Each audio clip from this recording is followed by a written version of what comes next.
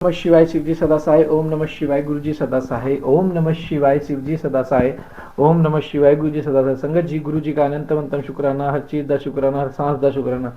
संगत जी गुरु जी हमेशा अपने साथ हमें अपने ब्लेसिंग्स के जोड़े रखते हैं, हमें अपनी प्यारी प्यारी ब्लेसिंग्स देते हैं। संगत जी गुरु जी कहते हैं कि जब मैं तुम्हारे साथ खड़ा तो तुम घबराते क्यों हो? तुम मुझसे इतनी चीजें मांगते हो, मैं तो तुमसे सिर्फ एक ही चीज मांगता हूँ। गुरुजी अपनी संगत को कहते हैं कि मैं तो आपसे एक ही चीज मांगता हूँ कि सिर्फ मुझ पर विश्वास रखो, कहीं और मत जाओ। क्योंकि मुझे अपनाने का मतलब है कि आप कहीं और नहीं जाओगे, सिर्फ मेरे पास आओगे, मैं तुम्हें सारे सुख दूंगा। गुरुजी ये कहते हैं जब मैं तुम्हें सब कुछ दूंगा तो तुम क्यों तांत्रिक के चक्करों में पड़ रहे हो? क्यों अपना समय बर्बाद करके, अपना पैसा बर्बाद करके, क्यों अपनी कुंडलियां, अपने कर्म गंदे बढ़ा रहे हो? तांत्रिक क्या करते हैं संगत जी? ईश्वर की योजनाओं में बाधा बनते हैं। है संजय जी, ईश्वर की योजना में बाधा। ईश्वर आपको देना चाहता है खजाना और ये आपको छोटे से में खुश कर देंगे। आपने गुरुजी से गाड़ी मांगी और गुरुजी आपको पता नहीं क्या क्या देना चाहते हो। आपने छोटा सा काम मांगा, गुरुजी आपको मालिक बनाना चाहते हो। तो संगत जी गुरुजी पे विश्वास रखिए, गुरुजी बहुत कुछ देंगे। तो पाठ को एंड तक जरूर सुने। जय गुरु जी, शुक्राना गुरु जी। ओम नमः शिवाय शिव जी सदा साय। ओम नमः शिवाय गुरु जी सदा साय। हाँ संगत जी कमेंट जरूर करें। जय गुरु जी। जय गुरु जी। विभिन्न पुष्पों अनोथा जल आदि के धाराओं से शिव जी की पूजा का महात्म्य है। ब्रह्मा जी बोले, नारद जो लक्ष्मी प्राप्ति की इच्छा करता हो वह कमल, बेलपत्र, शतपत्र और शंखपुष्प भगवान शिव की पूजा करें। ब्रह्मण, यदि 1,00,000 की संख्या में इन पुष्पों द्वारा भगवान शिव की पूजा संपन्न हो जाए तो सारे पापों का नाश होता है और लक्ष्मी की भी प्राप्ति हो जाती है, इसमें संशय नहीं है। प्राचीन पुरुषों ने 20 कमलों का एक प्रस्थ बताया है। 1 सहस्त्र बेलपत्र को भी एक प्रस्थ कहा गया है। 1 सहस्त्र शतपत्र से आधे प्रस्थ की परिभाषा की गई है। 16 पलों का एक प्रस्थ होता है और 10 टकों का एक पल। इस मान से पत्तर, पुष्प आदि को तोलना चाहिए। जब पूर्वोक्त संख्या वाले पुष्पों से शिव की पूजा हो जाती है तब सकाम पुरुष अपने संपूर्ण अभीष्ट को प्राप्त कर लेता है। और यदि उपासक के मन में कोई कामना न हो तो वह पूर्वोक्त जन पूजन से शिव रूप को स्वरूप को हो जाता है। मृत्युंजय मंत्र का जब 5,00,000 जब पूरा हो जाता है तब भगवान शिव प्रत्यक्ष दर्शन देते हैं। 1,00,000 के जब से शरीर की शुद्धि होती है, दूसरे लाख के जब से पूर्वजन्म की बातों का स्मरण होता है, तीसरे लाख पूर्ण होने पर संपूर्ण काम्य वस्तुएं प्राप्त होती हैं और चौथे लाख का जप होने पर सौपन में भगवान शिव का दर्शन होता है और 5वें लाख का जप जो ही पूरा होता है भगवान शिव उपासक के सम्मुख तत्काल प्रकट हो जाते हैं। इसी मंत्र का 10,00,000 जप हो जाए तो संपूर्ण फल की सिद्धि होती है। जो मोक्ष की अभिलाषा रखता है वह 1,00,000 दर्भों द्वारा शिव का पूजन करे। मुनि श्रेष्ठ 77 लाख की ही संख्या समझनी चाहिए। आयु की इच्छा वाला पुरुष 1,00,000 दुर्वाओं द्वारा पूजन करे। जिसे पुत्र की अभिलाषा हो वह धतूरे की 1,00,000 फूलों से पूजा करे। लाल डंठल वाला धतूरा पूजन में शुभदायक माना जाता है। अगस्त्य के 1,00,000 फूलों से पूजा करने वाले पुरुष को महान यश की प्राप्ति होती है। यदि तुलसी दल से शिव की पूजा करे तो उपासक को भोग और मोक्ष दोनों सुलभ होते हैं। लाल और सफ़ेद आक, अपामार्ग और सफ़ेद कमल के 1,00,000 फूलों द्वारा पूजा करने से उसकी फल मोक्ष, भोग और मोक्ष की प्राप्ति होती है। जपा के 1,00,000 फूलों से की हुई पूजा शत्रुओं को मृत्यु देने वाली होती है। और करवीर के 1,00,000 फूल यदि शिव पूजन के उपयोग में लाए जाएं तो वे यहाँ रोगों का उच्चाटन करने वाले होते हैं। बंदूक के फूलों द्वारा पूजन करने से आभूषण की प्राप्ति होती है। चमेली से शिव की पूजा करके मनुष्य वाहनों को उपलब्ध करता है, इसमें संशय नहीं है। अलसी के फूलों से महादेव जी का पूजन करने वाला पुरुष भगवान विष्णु को प्रिय होता है। समीप पत्रों से पूजा करके मनुष्य मोक्ष प्राप्त कर लेता है। बेला के फूल चढ़ाने पर भगवान शिव अत्यंत शुभ लक्षणा पत्नी प्रदान करते हैं। जूही के फूलों से पूजा की जाए तो घर में कभी अन्न की कमी नहीं होती। कनेर के फूलों से पूजा करने पर मनुष्य को वस्त्र की प्राप्ति होती है। सेदुआरी या शेफाली के फूलों से शिव का पूजन किया जाए तो मन निर्मल होता है। 1,00,000 बेलपत्र चढ़ाने पर मनुष्य अपनी सारी कामनाएं पूर्ण प्राप्त कर लेता है। श्रृंगार हार, हर श्रृंगार के फूलों से पूजा करने पर सुख संपत्ति की वृद्धि होती है। वर्तमान ऋतु में पैदा होने वाले फूल यदि शिव की सेवा में समर्पित किए जाए तो वे मोक्ष देने वाले होते हैं, इसमें संशय नहीं है। राई के फूल शत्रुओं को मृत्यु प्रदान करने वाले होते हैं। इन फूलों को 1,00,000 की संख्या में शिव के ऊपर चढ़ाया जाए तो भगवान शिव प्रचुर फल प्रदान करते हैं। चंपा और केवड़े को छोड़कर शेष सभी फूल भगवान शिव को चढ़ाए जाते हैं। विप्र महादेव जी के ऊपर चावल चढ़ाने से मनुष्य की लक्ष्मी बढ़ती है। ये चावल अखंडित होने चाहिए और इन्हें उत्तम भक्ति भाव से शिव के ऊपर चढ़ाना चाहिए। रुद्र प्रदान मंत्र से पूजा करके भगवान शिव के ऊपर बहुत सुंदर वस्त्र चढ़ाए और उसी पर चावल रखकर समर्पित करे तो उत्तम है। भगवान शिव के ऊपर गंध पुष्प आदि के साथ एक श्रीफल चढ़ाकर धूप आदि निवेदन करे तो पूजा का पूरा फल प्राप्त होता है। यहाँ शिव के समीप 12 ब्राह्मणों को भोजन कराएं। इससे मंत्र पूर्वक सांगोपांग लक्ष्य पूजा संपन्न होती है। जहाँ 100 मंत्र जपने की विधि हो वहाँ 108 मंत्र जपने का विधान किया गया है। तिलों द्वारा शिव जी को 1 लाख आहुतियाँ दी जाए तथा 1 लाख तिल से शिव जी की पूजा की जाए तो एक बड़े बड़े पातकों का नाश करने वाली होती है। जो द्वारा की हुई शिव की पूजा स्वर्गीय सुख की प्राप्ति करने वाली है। ऐसा ऋषियों का कथन है, गेहूं के बने हुए पकवान से की हुई शंकर जी की पूजा निश्चय ही बहुत उत्तम मानी गई है। यदि उसे 1 लाख बार जब पूजा हो तो उसमें संतान की वृद्धि होती है। यदि मूंग से पूजा की जाए तो भगवान शिव सुख प्रदान करते हैं। प्रियंगों द्वारा सर्वांग से परमात्मा शिव का पूजन करने माता से उपासक के धर्म अर्थ और काम मोक्ष भोग की वृद्धि होती है तथा वह पूजा समस्त सुखों को देने वाली होती है। हर के पत्तों से श्रृंगार करके भगवान शिव की पूजा करें। यह पूजा नाना प्रकार के सुखों और संपूर्ण फलों को देने वाली होती है। मुनि श्रेष्ठ फूलों की लक्ष्य संख्या का तौल बताया जा रहा है। प्रसन्नता पूर्वक सुनो। सूक्ष्म मान का प्रदर्शन करने वाले व्यास जी ने 1 प्रस्थ शंखपुष्प को 1 लाख बताया है। 11 प्रस्थ चमेली के फूल हों तो वही 1 लाख फूलों का मान कहा गया है। जूही के 1 लाख फूलों का भी वही मान है। राय के 1 लाख फूलों का मान 5.5 प्रस्थ है। उपासक को चाहिए कि वह निष्काम होकर मोक्ष के लिए भगवान शिव की पूजा करे। भक्ति भाव से विधि पूर्वक शिव की पूजा करके भक्तों को पीछे जलधारा समर्पित करनी चाहिए। जबर में जो मनुष्य पर लाभ करने लगता है उसकी शांति के लिए जलधारा शुभ कारक बताई गई है। सतरुद्रीय मंत्र से रुद्री के 11 पाठों से रुद्र मंत्रों के जब से पुरुष सूक्त से 6 ऋचा वाले रुद्र सूक्त से महामृत्युंजय मंत्र से गायत्री मंत्र से अथवा शिव के शास्त्रोक्त नामों के आदि में प्रणव और अंत में नमः पद जोड़कर बने हुए मंत्रों द्वारा जलधारा आदि अर्पित करनी चाहिए। सुख और संतान की वृद्धि के लिए जलधारा द्वारा पूजन उत्तम बताया गया है। उत्तम भस्म धारण करके उपासक को प्रेम पूर्वक नाना प्रकार के शुभ एवं दिव्य द्रव्यों द्वारा शिव की पूजा करनी चाहिए और शिव पर उनके सहस्रनाम मंत्रों से घी की धारा चढ़ानी चाहिए। ऐसा करने पर वंश का विस्तार होता है, इसमें संशय नहीं है। इसी प्रकार यदि 10,000 मंत्रों द्वारा शिव की पूजा की जाए तो वह प्रेमय है, रोग की शांति होती है और उपासक को मनोवांछित फल की प्राप्ति होती है। यदि कोई नपुंसकता को प्राप्त हो तो वह घी से शिव जी की बलि भांति पूजा करे था ब्राह्मणों को भोजन कराए। साथ ही उसके लिए मुनीश्वरों ने प्रजापात्य व्रत का भी विधान किया है। यदि बुद्धि जड़ हो जाए तो उस अवस्था में पूजक को केवल शंकरा मिश्रित दुग्ध की धारा चढ़ानी चाहिए। ऐसा करने पर उसे बृहस्पति के समान उत्तम बुद्धि प्राप्त हो जाती है। जब तक 10,000 मंत्रों का जप पूरा न हो जाए तब तक पूर्वक धारा द्वारा भगवान शिव का उत्कृष्ट पूजन चालू रखना चाहिए। जब तन मन में यह कारण ही उच्चाटन होने लगे तो उचट जाए, कहीं भी प्रेम न है, दुख बढ़ जाए और अपने घर में सदा कलह रहने लगे तो पूर्वोक्त रूप से दूध की धारा चढ़ाने सारा दुख नष्ट हो जाता है। सुवासित तेल से पूजा करने पर भोगों की वृद्धि होती है।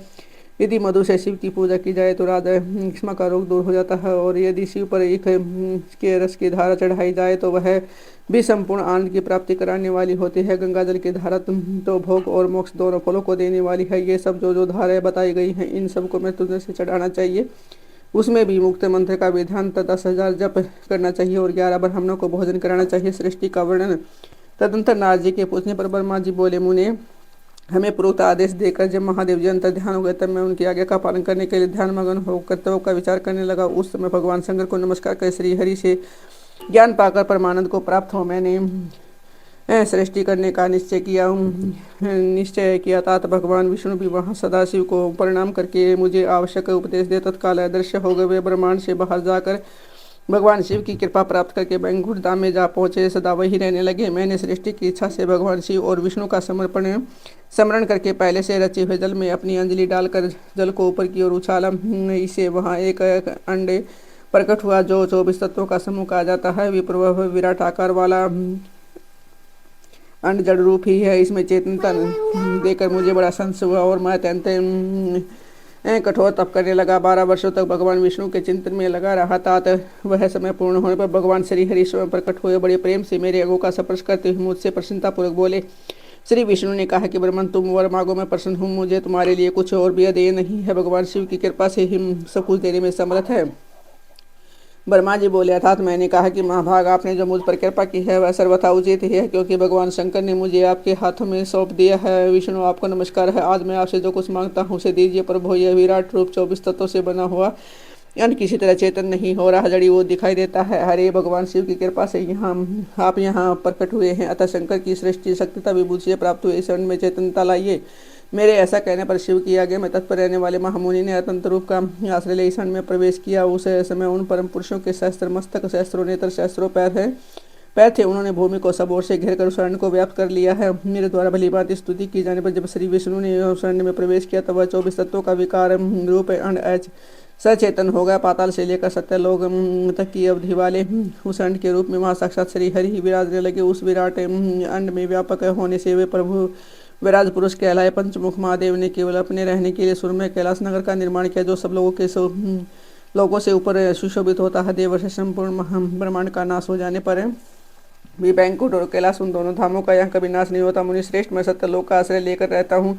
तात महादेव जी की आज्ञा से मुझ में सृष्टि रचने की इच्छा उत्पन्न हुई है। बेटा, जब मैं सृष्टि की इच्छा से चिंतन करने लगा, उस समय पहले मुझसे अनजाने में ही पाप पूर्ण तमोगुणी सृष्टि का प्रादुर्भाव, जिसे अविद्या पंचक कहते हैं, तदंतर प्रसन्नचित होकर शंभु की आज्ञा से मैं पुनः अनासक्त भाव से सृष्टि का चिंतन करने लगा। उस समय मेरे द्वारा स्थावर संज्ञक वृक्ष आदि की सृष्टि हुई, जिसे मनुष्य सर्ग कहते हैं। यह पहला सर्ग उसे देखकर या अथवा अपने लिए पुरुषार्थ का साधक नहीं है, यह जानकर सृष्टि की इच्छा वाले मुझ बर्मा से दूसरा सर्ग प्रकट हुआ, जो दुख से भरा हुआ है। उसका नाम है त्रिक्त स्रोत्रा। वह सर्ग भी पुरुषार्थ का साधक नहीं था, उसे भी पुरुषार्थ साधन की शक्ति से रहित जान। जब मैं पुनः सृष्टि का चिंतन करने लगा, तब मुझसे शीघ्र ही तीसरे सातवें सर्ग का प्रादुर्भाव हुआ, जिसे ऊर्ध्व स्रोत्र कहते हैं। यह देव सर्ग के नाम से विख्यात हुआ। देव सर्ग सत्यवादी तथा अत्यंत सुखदायक है। उसे भी पुरुषार्थ साधन की रुचि एवं अधिकार से रहित मानकर मैंने अन्य सर्ग के लिए अपने स्वामी श्री शिव का चिंतन आरंभ कर दिया। तब भगवान शंकर की आज्ञा से एक रजोगुणी सृष्टि का प्रादुर्भाव हुआ। इसे वराक स्त्रोता कहा गया है। इस तरह के प्राणी मनुष्य हैं जो पुरुषार्थ साधन के लिए उससे अधिकारी हैं। तदंतर महादेव जी की आज्ञा से भूत आदि की सृष्टि हुई। जिस प्रकार मैंने 5 तरह की व्यक्ति सृष्टि का वर्णन किया है, इनके सिवा 3 प्राकृत सर्ग भी कहे गए हैं, जो मूल ब्रह्मा के सानिध्य से प्रकृति से ही प्रकट हुए हैं। इसमें पहला महत्व का सर्ग है, दूसरा सूक्ष्म भूतों का अर्थात मात्राओं का सर्ग है, और तीसरा वैकारिक सर्ग कहलाता है। इस तरह ये 3 प्राकृतिक सर्ग हैं। प्राकृत और वैकृत दो, इनके सिवा नवा कुमार सर्ग है, जो प्राकृत और वैकृत भी है। इन सब के अवान्तर भेद में वर्णन नहीं कर सकता, क्योंकि उसका उपयोग बहुत बड़ा है। अब द्विजात्मक सर्ग का प्रतिपादन करता हूँ। इसी का दूसरा नाम कुमार सर्ग है, जिसमें सनक सनंदन आदि कुमारों की महत्वपूर्ण सृष्टि हुई है। सनक आदि मेरे 4 मानस पुत्र हैं, जो मूल ब्रह्मा के समान ही हैं। वे महान वैराग्य से संपन्न उत्तम व्रत का पालन करने वाले हुए उनका मन सदा भगवान शिव के चिंतन में लगा रहता है। वे संसार से विमुख एवं ज्ञानी हैं। उन्होंने मेरे आदेश पर भी सृष्टि के कार्य में मन नहीं लगाया। मुनि श्रेष्ठ, नारद सनकादि कुमारों के दिए हुए नकारात्मक उत्तर को सुनकर मैंने बड़ा भयंकर क्रोध प्रकट किया। उस समय मुझ पर मोह छा गया। उस अवसर पर मैंने मन ही मन भगवान विष्णु का स्मरण किया। वे शीघ्र ही वहाँ आ गए और उन्होंने समझाते हुए मुझसे कहा, तुम भगवान शिव की प्रसन्नता के लिए तपस्या करो। मुनि श्रेष्ठ, श्रीहरि ने जब मुझे ऐसी शिक्षा दी, तब मैं महाघोर एवं उत्कृष्ट तप करने लगा। सृष्टि के लिए तपस्या करते हुए मेरी दोनों बाहों और नासिका के मध्य भाग से, जो उसका अपना ही अविमुक्त नामक स्थान है, महेश्वर की 3 मूर्तियों में से अत्यंत पूर्वान सर्वेश्वर एवं दया सागर भगवान शिव अर्धनारीश्वर रूप में प्रकट हुए हैं, जो जन्म से रही तेज की राशि सर्वगतः सर्व श्रेष्ठा हूँ। नील लोहित नामधारी साक्षात उमा वल्लभ शंकर को सामने देखे बड़ी भक्ति भाव से मस्तक झुका उनकी स्तुति करके मैं बड़ा प्रसन्न हुआ और उन देव देवेश्वर से बोला, प्रभु आप भांति भांति के जीवों की सृष्टि कीजिए। मेरी यह बात सुनकर उन देवादिदेव महेश्वर रुद्र ने अपने ही समान बहुत से रुद्रगणों की सृष्टि की।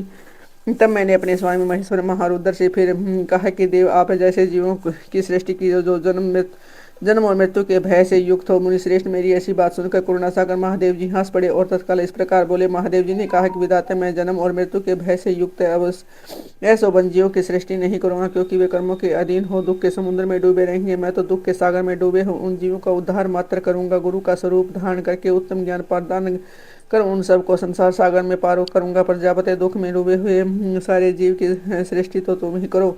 मेरी आज्ञा से इस कार्य में प्रवृत्त होने के कारण तुम्हें माया नहीं बांध सकेगी। मुझसे ऐसा कहकर श्रीमान भगवान नील लोहित महादेव मेरे देखते देखते हैं अपने पार्षदों के साथ वहां से तत्काल तिरोहित हो गए।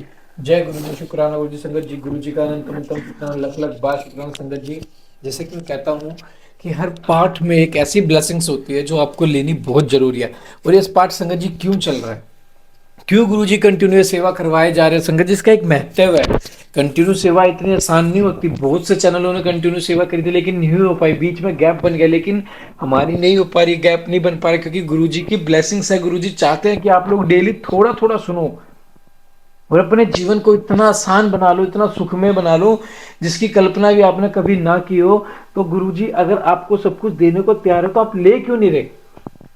क्यों छोटी छोटी चीजों के लिए गुरुजी को अरदास करते हो, गुरुजी मुझे गाड़ी दे दो, मुझे घर दे दो? ये बहुत छोटी चीज है। संगत जी गुरुजी को गुरुजी से मांग लो, सब कुछ मिले, गाड़ी नहीं बंगले घर, बड़ी बड़ी गाड़ियां मिलनी है संगत जी। गुरुजी का विश्वास तो जीतो कि देखो संगत जी, अब हम ये चाहते हैं कि गुरु हमारे लिए ये कर दे, लेकिन क्या गुरु की इच्छा नहीं होगी कि गुरु अपनी संगत से कुछ चीजें मांगने की हो, कि ये मेरे लिए लोयल है या मेरे लिए ईमानदार है, इसका भरोसा सिर्फ मैं हूँ, बुरे वक्त में कहीं मेरे को छोड़ के भाग तो नहीं जाता, ये सोचे कि गुरु जी के होते हुए ऐसा हो गया, अब तो मैं कहीं और डेरा लगा लेता हूँ, भाई ये गुरु के बस की कुछ नहीं है, ऐसा ऐसा कुछ ना सोचे।